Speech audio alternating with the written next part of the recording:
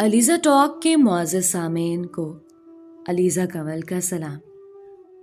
دوستو، شروع کرتے ہیں آج کی کہانی۔ ٹرین اپنی پوری رفتار سے بھاگ رہی تھی۔ وہ کھڑکی سے باہر دیکھ رہی تھی۔ اس کا دل سوکھے پتے کی مانند لرز رہا تھا۔ وہ ابھی تک ششو پنج میں مبتلا تھی۔ ابھی تک وہ یہ فیصلہ نہیں کر پائی تھی کہ اس نے جو یہ کچھ کیا ہے، کیا یہ صحیح تھا یا غلط؟ کیا اسے اپنے گھر والوں کو چھوڑ کر آ جانا چاہیے تھا؟ وہ انہی سوچوں میں گم تھی جب اسے اپنے ہاتھ کی پشت پر اس کے ہاتھ کا لمس کا احساس ہوا تھا۔ جب اس نے پلٹ کر دیکھا تو سہیل اسے گہری بھرپور نظروں سے دیکھتے ہوئے مسکرا رہا تھا۔ کیا سوچ رہی ہو تم؟ نبیلہ اس کی بات سن کر سر جھکا کر رہ گئی۔ اس کی آنکھوں میں دیکھنا بہت مشکل کام تھا۔ کافی دیر کے بعد سنبھل کر بولی کہ مجھے سمجھ نہیں آ رہی کہ میں نے جو کیا ہے وہ صحیح ہے یا غلط۔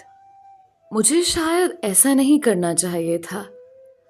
اپنے ماں باپ کو دھوکہ دے کر نہیں آنا چاہیے تھا۔ جب سب لوگ ان سے میرے بارے میں سوال پوچھیں گے تو ان کے دل پر کیا گزرے گی؟ وہ لوگ تو جیتے جی مر جائیں گے۔ میں نے اپنی اندھی خواہشوں سے مغلوب ہو کر صرف اپنے بارے میں ہی سوچا۔ وہ اس کی آنکھوں میں جھانکتے ہوئے کہنے لگا کہ تو کیا تم میرے ساتھ آ کر پچھتا رہی ہو، یہ جانتے ہوئے بھی کہ میں تمہیں کبھی دھوکہ نہیں دے سکتا؟ میں تم سے بہت محبت کرتا ہوں۔ میرے تو بڑے بڑے فلم سٹارز کے ساتھ تعلقات ہیں، یہ جانتے ہوئے بھی کہ میں تمہارے ساتھ نکاح کرنے والا ہوں۔ تمہیں نہیں لگتا کہ تم یہ بات کر کے میری محبت کی توہین کر رہی ہو؟ اب جب وہ ناراض ہو گیا تو نبیلہ کی جان پر بن آئی تھی۔ وہ یہ بات بھول گئی تھی کہ وہ صرف اپنی خواہشوں کی تکمیل کے لیے نہیں بلکہ اپنی محبت سے مغلوب ہو کر بھی اس کے ساتھ آئی تھی۔ اور پھر کتنی دیر لگی تھی اسے سہیل کو منانے میں، تب جا کر وہ اس کے ساتھ بات کرنے پر رضامند ہوا تھا۔ وہ اسے اپنے گھر میں لانے کی بجائے ایک چھوٹے سے فلیٹ میں لے آیا تھا۔ یہ دیکھ کر نبیلہ گڑبڑا گئی۔ اسے کہنے لگی کہ یہ کون سی جگہ ہے؟ آپ نے تو کہا تھا کہ آپ کا بہت بڑا گھر ہے اور آپ مجھے اپنے گھر لے جا کر اپنے ماں باپ سے ملوائیں گے، مگر یہ تو کوئی اور ہی جگہ ہے۔ سہیل نے اسے بھرپور نظروں سے دیکھا اور پھر کہنے لگا کہ میں تمہیں اپنے گھر ضرور لے کر جاؤں گا، مگر آج نہیں، کل ہم شادی بھی کر لیں گے۔ نبیلہ کو یہ سب عجیب تو لگ رہا تھا کہ وہ تنہائی میں اس کے ساتھ وقت گزارے، مگر وہ کیا کر سکتی تھی؟ اس کی مجبوری تھی کہ وہ سہیل کی مرضی کے خلاف کچھ بول کر اسے ناراض نہیں کرنا چاہتی تھی، مگر یہ رات اس کے لیے قیامت بن کر ثابت ہوئی تھی۔ وہ جو اس سے محبت کا دعوے دار تھا، اس کی عزت کو اپنی عزت کہتا تھا۔ محبت کے نام پر اس کی عزت کی دھجیاں بکھیر دی تھیں، اور وہ جو سمجھ رہی تھی کہ وہ اسے نکاح کرے گا، اپنی زندگی میں شامل کرے گا، تو یہ سب اس کی محض خام خیالی ثابت ہوا تھا۔ نہ تو اس نے نبیلہ سے شادی کی تھی اور نہ ہی اسے اپنے گھر لے گیا تھا۔ کچھ دن تک وہ اسے بھرپور فائدہ اٹھاتا رہا۔ وہ روتی رہی، چلاتی رہی، مگر اس حیوان کو اس پر ترس نہ آیا۔ اپنی ہوس مٹانے کے بعد، اس کی محبت کا جنازہ نکالنے کے بعد، وہ اسے کوٹھے پر بیچ گیا تھا، اور پھر اس کی زندگی کا ایک نیا دور شروع ہوا تھا۔ اسے سمجھ آیا تھا کہ ذلت کیا ہوتی ہے، مگر یہ تو اس کی اپنی خریدی ہوئی کمائی تھی، وہ جو اپنی آنکھوں میں محبت کے سپنے سجا کر اس دنیا میں نکلی تھی۔ اس کی خواہش تھی کہ وہ بڑی ہیروئن بنے گی اور دنیا کو اپنی نگاہوں سے دیکھے گی۔ اسے مشہور ہونے کا شوق تھا، اپنی خوبصورتی کے سراہے جانے کی تمنا تھی، مگر یوں خود کو بازار میں بکنے کا تو اس نے خواب میں بھی نہ سوچا تھا۔ وہ بچپن سے ہی بہت خوبصورت تھی۔ جب کبھی سہیلیاں اس کی تعریف کرتی تھیں تو اس کی گردن فخر سے اکڑ جاتی تھی اور وہ خود کو دنیا کی حسین ترین لڑکی سمجھنے لگتی تھی، جو کہ یہ کچھ غلط بھی نہیں تھا۔ کالج کے دوران ہی اس کی سہیل سے ملاقات ہو گئی تھی۔ وہ اس کی ایک سہیلی کا کازن تھا۔ اس دن نبیلہ اپنی سہیلی کی برتھ ڈے پر اس کے گھر میں گئی ہوئی تھی، جب اس کی سہیل سے ملاقات ہوئی تھی، اور سہیل کی اسے دیکھتے ہی آنکھیں کھلی کی کھلی رہ گئی تھیں۔ اس نے آج تک اتنی حسین لڑکی نہیں دیکھی تھی۔ جب اسے نبیلہ کے فیملی بیک گراؤنڈ کے بارے میں پتا چلا تو وہ سمجھ گیا تھا کہ وہ اس کے ہاتھ آسانی سے آنے والی نہیں ہے۔ تبھی اس نے نبیلہ کو جال میں قید کرنے کے لیے اس کی من پسند باتوں میں مزید دلچسپی لینے لگا۔ اسے مشہور کرنے، فلم میں کام کرنے کے خواب دکھائے تھے۔ نبیلہ بھی اس کی باتوں میں آ گئی تھی۔ وہ ایک کم عمر معصوم سی لڑکی تھی جو دنیا کی چال بازیوں سے واقف نہ تھی۔ ایک تو وہ مشہور ہونے کی تمنا رکھتی تھی، دوسری طرف سہیل کی محبت بھی اس کے حواس پر بری طرح سے مسلط ہو گئی تھی۔ تبھی اس نے انتہائی سنگین فیصلہ کر لیا تھا، گھر سے بھاگنے کا فیصلہ۔ وہ جانتی تھی کہ ماں باپ کبھی بھی ایک تو اتنی جلدی اس کی شادی کرنے کے لیے تیار نہیں ہوں گے، دوسرا وہ اسے کبھی بھی شوبز میں جانے کی اجازت نہیں دیں گے۔ اپنے خوابوں کی تکمیل کے لیے وہ گھر سے بھاگ کر آئی تھی، مگر وہ کیا جانتی تھی کہ وہ اندھی کھائی میں گرنے جا رہی تھی۔ اس کا محبوب اس کے خواہش کو پورا کرنے کے لیے نہیں، بلکہ اس سے محض اپنی ہوس مٹانے کے لیے اور اسے آگے بیچنے کے لیے محبت کے جال میں پھنسا رہا تھا۔ اس کا تو کام ہی یہی تھا۔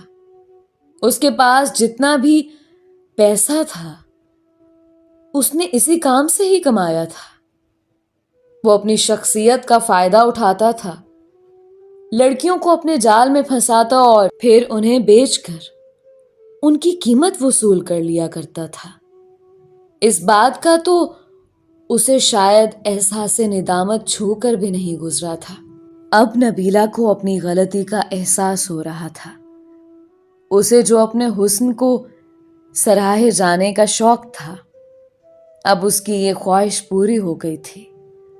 یہاں پر ہر روز اس کے حسن کو سراہا جاتا تھا، اس کی خوبصورتی کو خراج تحسین دینے کے لیے اسے کتنے ہی لوگوں کے سامنے پیش کیا جاتا تھا، اور پھر اس میں سے جو سب سے زیادہ رئیس شخص ہوتا تھا وہ اسے کچھ وقت کے لیے خرید لیا کرتا تھا۔ نبیلہ کی مانگ بہت بڑھ گئی تھی۔ یہاں پر آنے کے بعد اس کے نام کی شناخت تک چھین لی گئی تھی۔ یہاں پر سب لوگ اسے نازو جان کے نام سے جانتے تھے۔ وہ ہر روز جیتی تھی، ہر روز مرتی تھی۔ اس نے تو کبھی ایسی زندگی کے بارے میں خواب میں بھی نہیں سوچا ہوگا۔ اسے تو کبھی زندگی میں کسی نامحرم نے دیکھا تک نہیں تھا، اور یہاں پر وہ کتنی ہی نگاہوں کی توجہ کا مرکز بنتی تھی۔ کتنے ہی ہوس کے پجاری اسے اپنی ہوس کا نشانہ بناتے تھے۔ وہ یہاں سے نکل کر کہیں جا بھی نہیں سکتی تھی، اپنی مرضی سے تو سانس تک نہیں لے پاتی تھی۔ اس کوٹھے کی نائکا تو اسے اپنا زر خرید غلام سمجھتی تھی، مگر اب اس کی زندگی کا یہ بدترین دور بھی ختم ہو گیا تھا۔ نائکا ایک دن کسی کام کے سلسلے میں اپنے کوٹھے سے باہر گئی تھی، جبھی اسے کسی نے قتل کر دیا تھا۔ اس کا کام تمام ہو گیا تھا اور نائکا کے بعد اب سارا انتظام نبیلہ نے سنبھال لیا تھا، کیونکہ تمام لڑکیوں کا کہنا تھا کہ اب نائکا کی جگہ نازو جان کو دے دی جائے۔ یوں بھی اس کے گاہک سب سے زیادہ تھے اور اس کی مانگ بھی اس پورے علاقے میں سب سے زیادہ تھی۔ جس قدر لوگ نازو جان کو پسند کرتے تھے، اس قدر پسندیدگی کسی اور کے حصے میں نہیں آئی تھی۔ نازو جان نے وہاں پر رہنے والی لڑکیوں کی زندگی کافی حد تک آسان کر دی تھی۔ وہ لڑکیاں جنہیں دور دراز علاقے سے یہاں پر لا کر بیچ دیا گیا تھا، اب ان لڑکیوں کے لیے نازو جان نے بہت سے انتظامات کر رکھے تھے، جن میں ہنر سیکھنے سے لے کر روزگار کمانے تک مواقع فراہم کیے جاتے تھے۔ جو لڑکیاں اپنی مرضی سے یہ کام کرنا چاہتی تھیں، ان پر اب کسی قسم کی کوئی ممانعت نہیں تھی، مگر یہاں پر اب جسم فروشی کے دھندے کو ختم کر دیا گیا تھا اور اب اس کی جگہ گانے اور مجرے کے لیے پروگرام کیے جاتے تھے۔ اس بات کے لیے بھی کسی پر زبردستی نہیں کی جاتی تھی۔ جو اپنی مرضی سے یہ کام کرنا چاہتی تھی وہ کر سکتی تھی۔ کتنی ہی لڑکیوں کو نبیلہ نے آزادی دے دی تھی، گو کہ اسے بہت سے لوگوں کی مخالفت کا سامنا بھی کرنا پڑا تھا، مگر وہ نہیں چاہتی تھی کہ کل کلاں کو جو کچھ اس کے ساتھ ہوا تھا وہ کسی اور لڑکی کے ساتھ بھی ہو۔ اب وہ مطمئن تھی۔ اب اسے اندازہ ہو گیا تھا کہ دنیا کی زندگی، یہ شہرت، یہ خوبصورتی کو سراہنا، یہ آزادی، سب کچھ محض نظروں کا دھوکہ ہے۔ اس میں کسی قسم کی کوئی حقیقت نہیں ہے۔ اسے اب اپنا گھر یاد آتا تھا، اپنی عزت والی چادر یاد آتی تھی، مگر وہ واپس جانے کے بارے میں سوچ بھی نہیں سکتی تھی۔ جانتی تھی کہ بابا جان کس قدر سخت تھے، وہ تو اسے دیکھ کر ہی اسے قتل کر دیں گے۔ یہ سوچ کر واپس نہیں جا سکتی تھی۔ یہاں کوٹھے پر بھی وہ کتنی لڑکیوں کے لیے امید تھی۔ اس دن وہ برقعے میں ملبوس تھی۔ اپنی ملازمہ کے ساتھ وہ ہسپتال میں گئی تھی، جب اس نے ایک ایسا چہرہ دیکھا جس نے اسے ٹھٹکنے پر مجبور کر دیا تھا۔ وہ چہرہ کسی اور کا نہیں بلکہ اس کی ماں کا چہرہ تھا۔ ماں کو اتنے برسوں کے بعد اپنی آنکھوں کے سامنے دیکھ کر نبیلہ خود پر قابو نہیں رکھ پائی تھی۔ اس کی ماں پہلے سے بہت بدل گئی تھی۔ اس کے جسم پر پرانا سا لباس تھا، چہرے پر بھی شکست خوردگی نمایاں تھی۔ نبیلہ نے اپنی ماں کو گلے سے لگایا اور دھاڑیں مار مار کر رونے لگی۔ ماں نے بھی اسے خود میں بھینچ لیا۔ آس پاس سے گزرنے والے لوگ ان دونوں کو دیکھ رہے تھے، مگر سمجھنے سے قاصر تھے کہ یہ دونوں عورتیں اس قدر کیوں رو رہی ہیں۔ جب کافی دیر تک ان کی حالت سنبھلی تو نبیلہ نے اپنی ماں کا چہرہ دونوں ہاتھوں میں تھام لیا، اسے بے تحاشا چومتے ہوئے کہنے لگی کہ ماں، تم نے مجھے کیسے پہچان لیا؟ تمہیں کیسے پتا چلا کہ یہ میں ہوں؟ میری بیٹی، میں نے تمہیں جنم دیا ہے، تمہیں پیدا کیا ہے۔ تم جب میرے سامنے آؤ گی تو کیا میں تمہیں تمہاری خوشبو سے پہچان نہیں پاؤں گی۔ نبیلہ پھر سے اپنی ماں سے لپٹ گئی اور اسے کہنے لگی کہ میں نے خود کے ساتھ بہت ظلم کیا، اپنی زندگی برباد کرتی۔ محبت کے نام پر آپ لوگوں کی عزت مٹی میں ملا دی۔ تم نے اس قدر ظلم کیوں کیا؟ کیا ہم ماں باپ کی محبت تمہارے لیے کم پڑ گئی تھی؟ ہم سے کہاں پہ کوتاہی ہو گئی کہ تم باہر کے لوگوں کی باتوں میں آنے لگی تھی؟ تمہاری اس غلط حرکت نے تمہارے باپ کی جان لے لی۔ نبیلہ کو جب پتا چلا کہ اس کا باپ دنیا سے رخصت ہو گیا ہے تو وہ خود کو ہی مورد الزام ٹھہرا رہی تھی۔ اگر وہ ایسا نہ کرتی تو آج وہ اپنے گھر میں ماں باپ کے ساتھ خوش و خرم زندگی گزار رہی ہوتی۔ واپس آنے کے بعد جب اس نے رات کو اپنی ماں کو کال کی تب ماں نے اسے تمام باتیں بتاتی تھی۔ اس کے شادی شدہ بھائی اب اس کا نام سننا بھی پسند نہیں کرتے تھے۔ گھر میں بھابھیوں کی حکومت تھی۔ اس کی ماں جو اس گھر میں کبھی ملکہ کی طرح رہتی تھی اب اسی گھر میں ملازمہ بن کے رہ گئی تھی۔ بھابھیوں کا ماں کے ساتھ بہت برا سلوک تھا۔ وہ بات بات پر انہیں نبیلہ کے گھر سے بھاگ جانے کے طعنے دیتی تھیں، جس کی وجہ سے وہ جیتے جی مر گئی تھی۔ اب نبیلہ نے فیصلہ کر لیا تھا کہ وہ یہ کام چھوڑ کر عزت والا کام شروع کرے گی اور اپنی ماں کو اپنے ساتھ لے آئے گی۔ پھر اس نے ایسا ہی کیا تھا۔ تعلیم وہ ساتھ ساتھ اپنی مکمل کر چکی تھی اور اب اس دنیا کو خیر آباد کہہ کر اپنی اصل زندگی میں واپس آ گئی تھی۔ اس نے ایک جگہ پر نوکری کرنا شروع کر دی۔ وہ ہر وقت پردے میں رہتی تھی۔